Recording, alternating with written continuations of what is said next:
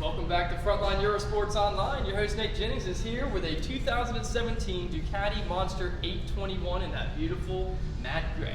My man here, Mr. Pete, going to be taking this home and enjoying life and sharing it with the rest of his family. So we're going to go over the bottom portion of this motorcycle first, working our way back to handlebars and instrumentation last. And we always give everybody a tire safety warning. Even though you're on the premium rubber of the world, we're going to be set on Pirellis. They are a set of Diablo Rossos. There's guys that are going to have a particular tire pressure with a 90-degree valve stem that they have blessed us with of 36.3. It's simple to remember, as the front is the same as the rear, and if you can't remember, it is written on that placard on the side of the frame for you to easily go back to and refer to.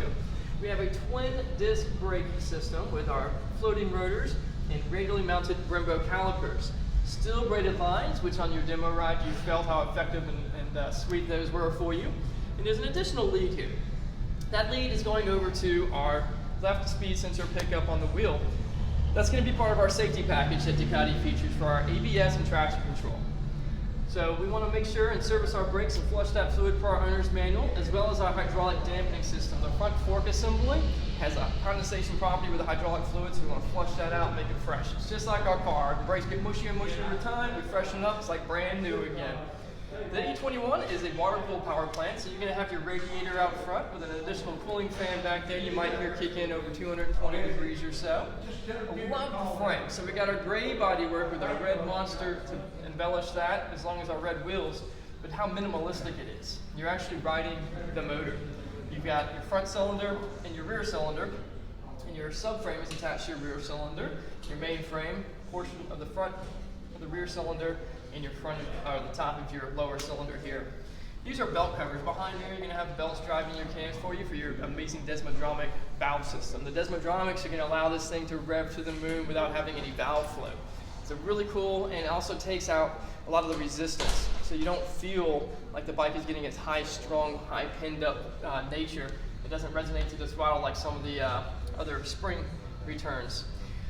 Our header pipes, again, with more of a performance attribute, we have our springs retaining our header pipes and mid pipes together, and going back to a twin outlet exhaust system back here. We're going to have our water cooling characteristics with a coolant overflow located right here, sight glass on the side so you can see your coolant level with our fill right easily accessed on the right hand side there. This is our clutch actuation rod, and that is going to be the movement of bringing apart the friction and still plates in your clutch basket.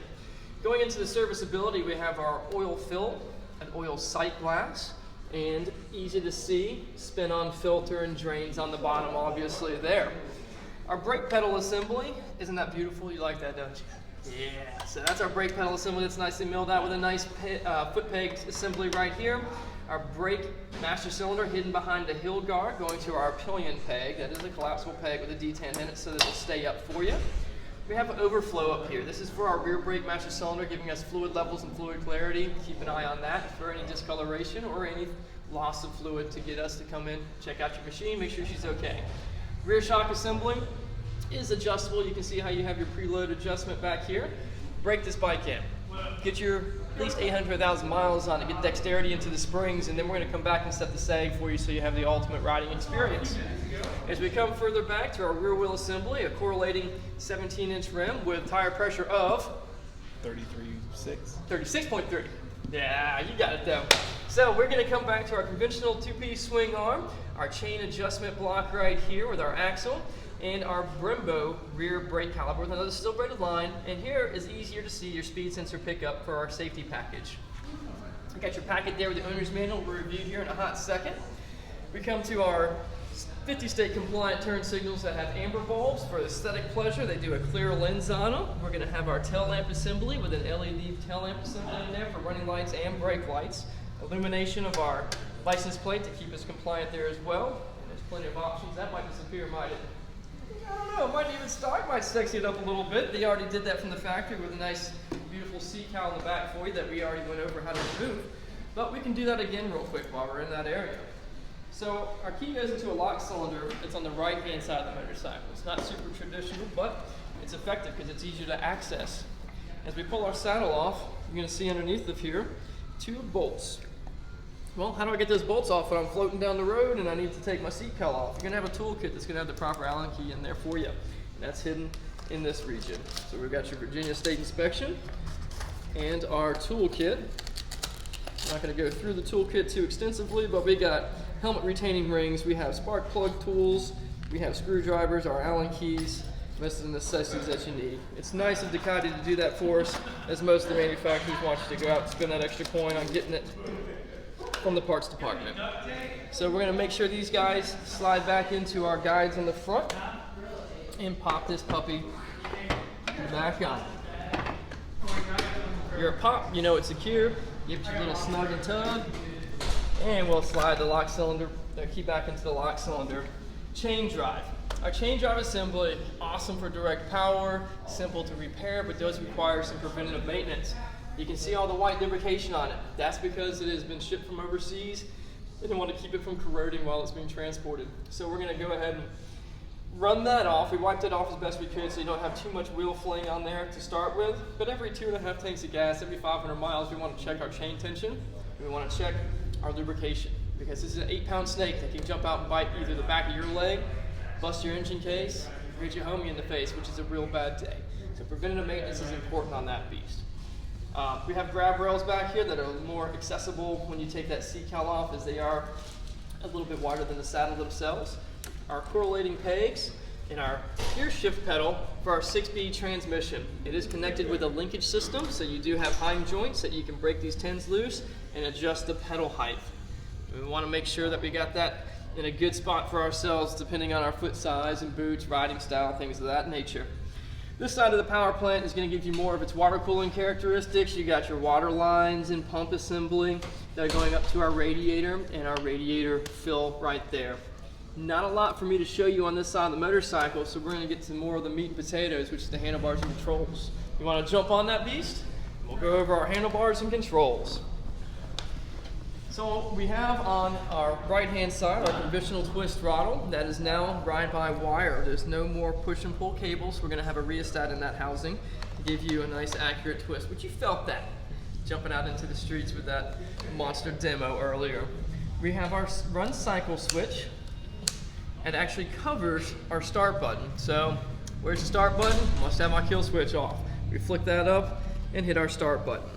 We have our ignition, as well as a steering column lock on that lock cylinder.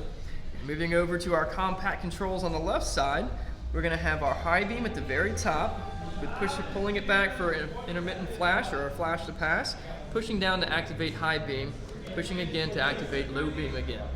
We have our turn signals left and right. How do you cancel them? Hit the gray button. Bam. But if we hit the gray button again, we're opening up our Menu. Exactly. We're going into those 3 different modes that we have, and our horn located on the side. Let's turn on the ignition so that we can experience the 2 upper and lower buttons for us. And I got you probably jammed up with too many key fobs on there. Ducati key fob with our info on the back, so if you ever got questions, comments, concerns, you can either call me, email me, whatever you got to do, or watch the video again, right? So now we've illuminated our instrumentation. We're going to have a digital tachometer, our speedometer, our mode selection that's currently available to us or on for us. We have our ABS and our Ducati traction control. These 2 menu blocks are where we're going to be able to finagle through the bike's information. So let's start with that. We're going to push the up arrow on the left control module to go from our odometer to our trip A, trip B, our trip time, our actual timepiece, and back to our odometer. If we push it down, we're going to move the right controls. We have consumption average, we have instantaneous fuel economy, our average speed, our ambient air temperature, and back to our fuel consumption average. So let's show them how to change some modes. You ready for that? Let's do it. Let's hit the button for me, my man. So now you have activated your sport, touring, and urban, and we can finagle through there with pushing that button again. Push the gray one more time. There we go. So we slid the touring, and we want to select touring. We just hold that button down for ourselves, and it'll go into its memory status. Bam, now it says, hey, we got you in touring mode. So we've got your ABS set at 2, your traction control set at 4, and we have intermittent engine power. So if we want to slide through to say, man, I'm just starting out on this machine, I want to be comfortable in an urban environment, have more of that low horsepower setup, I go to my urban. In a high traffic environment, that might be more effective for us with a little bit more ABS and more traction control. And then we also have our lovely, I bypassed it, sport mode. It's taken to our minimalistic, our high engine output, ABS down to 1, Ducati traction control down to a 2. If we hold the lower button down on the left control, that's gonna access our menu to go in and finagle with all that happy jazz. So we got our RM, which is our rider's modes. And we can select our ride modes, go into sport, there we go. Sorry, I was holding it. We have our engine, we can change that if we wanted to. We can go to our Ducati traction control and manipulate that if we wanted to. And we can go into ABS and change ABS if we wanted to. All you do is hit the gray button and select it. If you made a change, we need to go in there and actually save that. But we're gonna leave that where it is. Hold that in place and exit back out of there. Now we go into our memory and hold that down until it says memorize if you made any changes, saying wait, you made a change. Okay, I've got that memorized for us. Next we're going to go back over to our, let's go to exit and exit out of that. We can go into touring, make manipulations. We can go into urban and make manipulations to it, and we can exit out.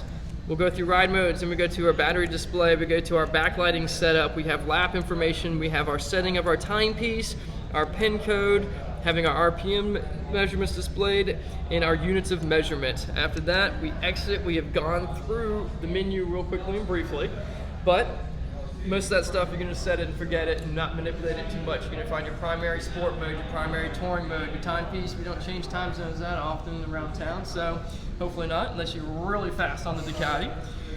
But we also have some warning lights up top side. Now I gotta go over those. We're gonna have our left and our right turn signal, pushing in for cancelization. We have our high beam. We have a check engine light and oil light that are gonna go away once we start the machine, and our ABS light. That's gonna stay solid until we've rotated the tires 10 feet, 10 miles an hour or so. Just letting the computer say, yeah, we're good, we're gonna work for you. Because until that light goes away, it's just giving you a warning that I might not be fully operational. So you know what I would like to do? I'd like to take this motorcycle outside and let everybody hear how badass it is. Would you like to push it outside and do a little? Let's do it, man. I'll take it right out here. You with me, my man? Let's do it.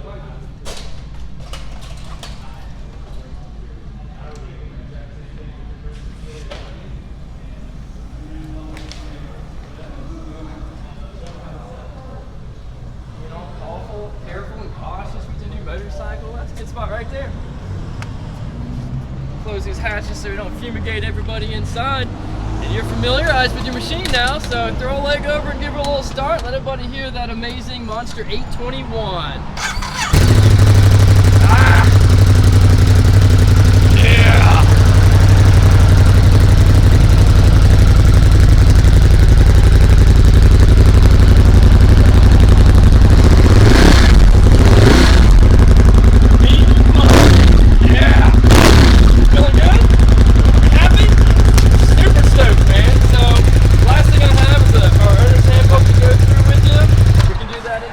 Everybody else doesn't need to see that jazz. Hope you had a good time watching the delivery of the Monster 821 for 2017 and this beautiful red wheels, red frame with a matte gray finish. Congratulations, sir. You guys have a good day.